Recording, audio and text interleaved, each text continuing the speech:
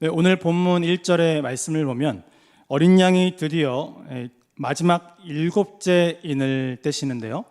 그런데 그것이 재앙의 끝이 아니었습니다. 7나팔의 재앙이 시작된 것입니다. 이것은 마지막 때에 하나님의 진노와 심판이 철저하게 임하게 될 것을 암시하고 있는데요. 그 7째 인의 재앙은 성도의 기도에 응답하셔서 진노의 심판을 땅에 쏟으신 것인데요. 하나님은 우리 성도들의 기도를 들으시고 그 기도를 통해 하나님의 계획을 성취해 가십니다. 오늘 본문은 7나팔 재앙 중 4번째 나팔 재앙까지의 일들을 소개하고 있는데요. 바라기는 오늘 우리에게 주시는 이 요한계시록의 말씀을 통해서 이어지는 그 재앙들을 함께 살펴보며 마지막 때의 징조와 그 현상을 알고 깨달아 시대를 분별하는 저와 귀한 성도님들의 삶이 되시기를 주님의 이름으로 축복합니다. 1절에서 5절까지의 말씀은 천사들의 7나팔과 또 기도 응답에 관하여 말씀하고 있습니다. 요한은 어린 양이 7째 인을 떼실 때에 7천사가 서서 7나팔을 받는 모습을 보았습니다. 나팔은 구약에서 경고와 알림 소리를 낼 때에 사용되었는데요. 7나팔이라는 표현을 사용한 이 성경의 사건은 여리고성이 무너질 때에 7제사장이 7양각 나팔을 분 일이었습니다. 여호수아 6장 4절을 보면 제사장 7은 7양각 나팔을 잡고 언약궤 앞에서 나아갈 것이요 7째 날에는 그 성을 7번 돌며 그 제사장들은 나팔을 불 것이며 이렇게 말씀하고 있는데요. 요한은 지금 자신에게 보여진 계시를 나팔이라는 구약의 언어를 연상시키면서 표현하고 있습니다. 구약 시대의 제사장 7명이 7나팔을 불 때의 결과는 어떠했습니까? 여리고성이 와르르 무너지게 되었습니다. 지금 그 장면이 연상되어서 나팔이 재앙과 또한 무너짐을 암시하고 있다는 것이죠. 그런데 앞에 6인을 떼셨을 때에는 직접적으로 재앙이 임했었는데요. 7째 인을 떼신 후에는 7천사의 7나팔 소리와 함께 재앙이 임하기 시작합니다. 그때 요한은 3절에서 또 다른 천사가 금향로를 들고 많은 향을 받아 성도들의 기도와 함께 하나님 앞에 향연을 올려드리는 것을 보았습니다. 그리고 5절에 보면 그 천사가 향로의 제단에 불을 담아 땅에 쏟자 우레와 음성과 번개와 지진이 일어나고 있는데요. 이것은 천사가 하나님께 향을 올려드리는 성도들의 기도의 내용이 무엇인지를 알려줍니다. 이것은 요한계시록 6장 10절 말씀에서 성도들이 자신을 박해하던 악한 사탄의 세력에게 하나님의 공의로운 심판이 속히 임하기를 간구하는 내용이었던 것이죠. 계시록 6장 10절의 말씀을 제가 읽겠습니다. 큰 소리로 불러 이르되 거룩하고 참되신 대주제여 땅에 거하는 자들을 심판하여 우리 피를 갚아주지 아니하시기를 어느 때까지 하시려니까 하니. 이러한 성도들의 기도에 대하여 하나님은 우레와 음성과 번개와 지진으로 응답하신 것입니다. 이 말씀은 세상을 향한 심판이라는 하늘에서 결정된 하나님의 그 뜻이 땅에서 이루어진다라는 것을 의미하고 있는데요. 여기에서는 전에 제사장적 사역을 감당했던 천사가 심판을 시행하는 천사로 나타나고 있습니다. 초림으로 시작된 인심판이 재림의 시점을 가리키는 7째 임을 땜으로 완성되어진다는 것입니다. 1절을 보시면 7째 인을 떼실 때에 하늘이 반시간쯤 고요하더니 라고 말씀하고 있는데요. 첫째부터 6째 인까지 모두 개봉이 되었습니다. 그리고 이제 7째 인을 떼려는 찰나에 먼저 고요해지는데요. 이것은 이제 하나님의 그 직접적인 임재와 함께 최종적이고 중요한 것이 선언되기 직전의 모습을 우리에게 보여주고 있습니다. 지금 이 고요함이 물러가면 매우 중요한 하나님의 선언이 선포될 것임을 암시하고 있다는 것입니다. 그렇다면 이 고요함 다음에 중요한 것이 무엇입니까? 우리 3절의 말씀을 같이 읽겠습니다. 또 다른 천사가 와서 제단 곁에 서서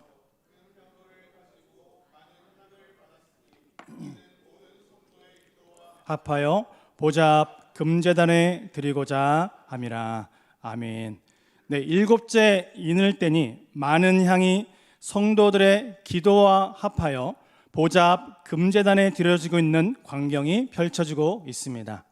그렇게 지금 성도들의 기도가 하나님께 들리도록 하늘이 잠시 침묵을 하고 있는데요, 성도들의 기도가 들리도록 이처럼 침묵하고 있는 것은 하나님이 그만큼 우리 성도들의 기도에 관심을 가지고 있다는 것을 의미하고 있습니다.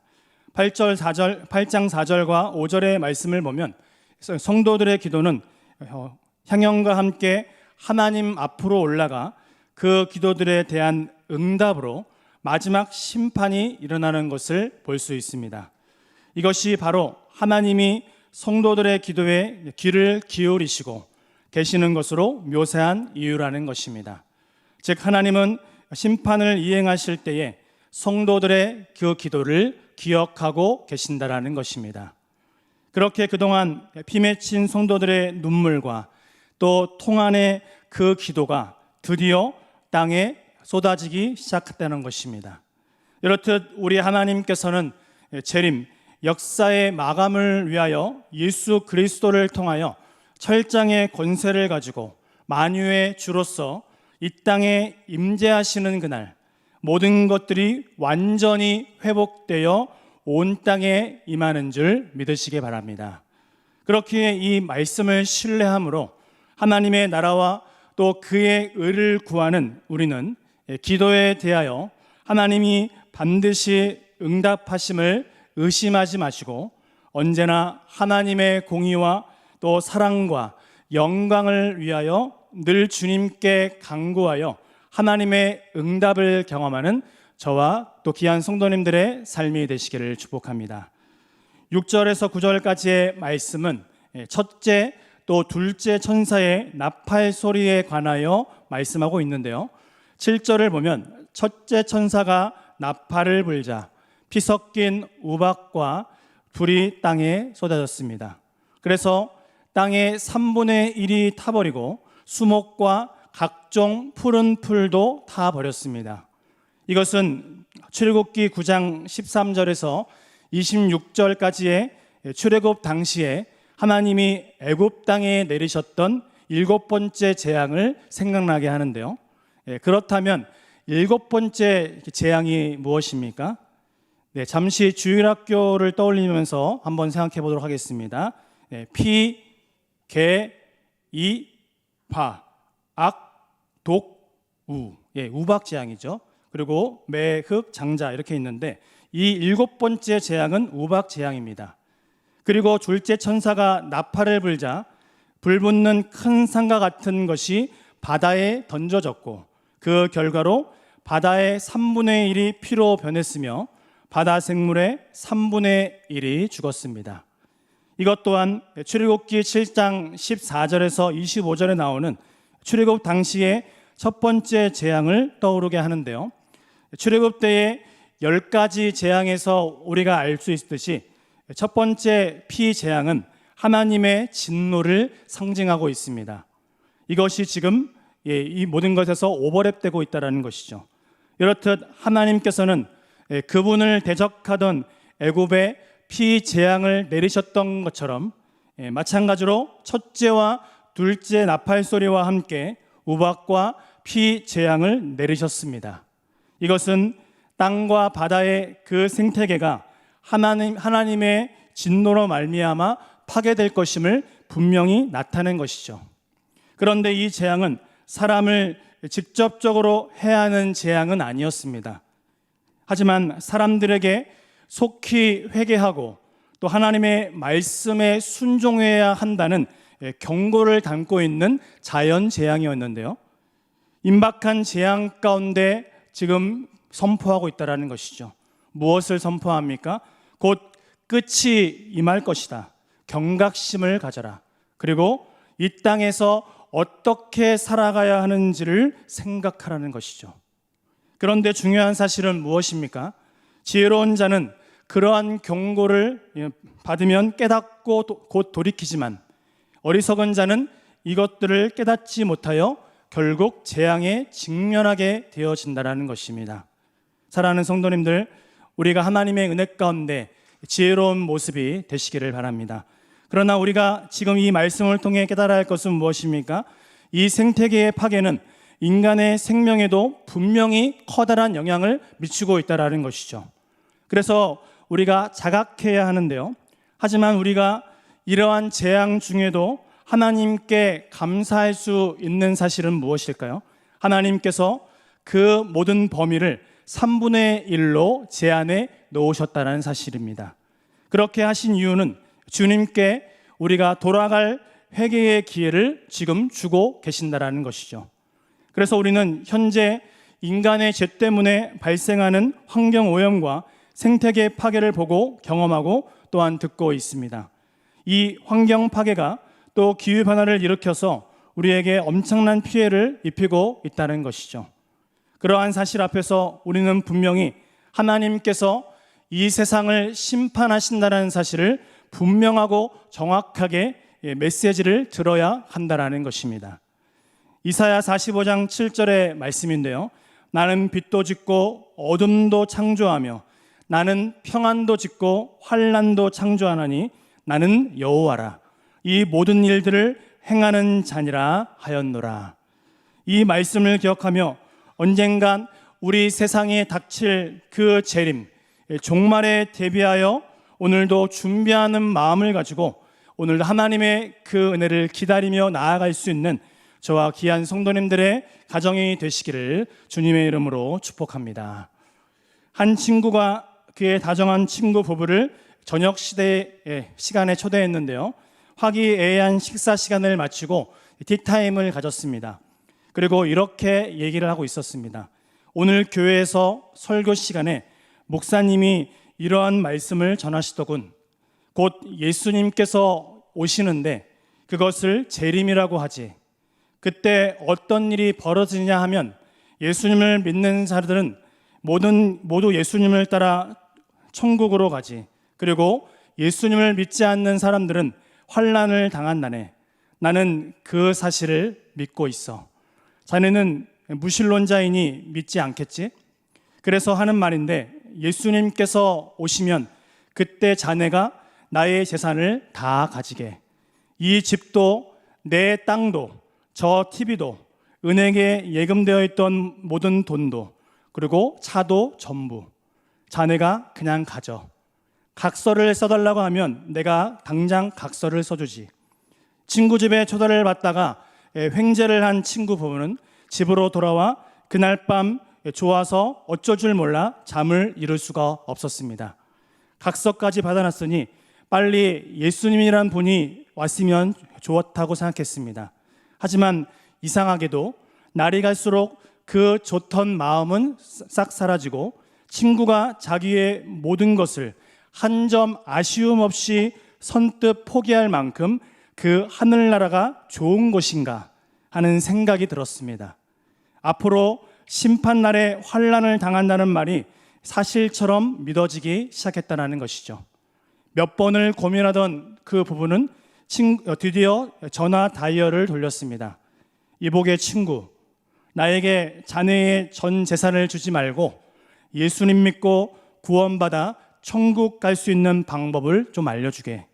우리 부부도 천국에 가고 싶어.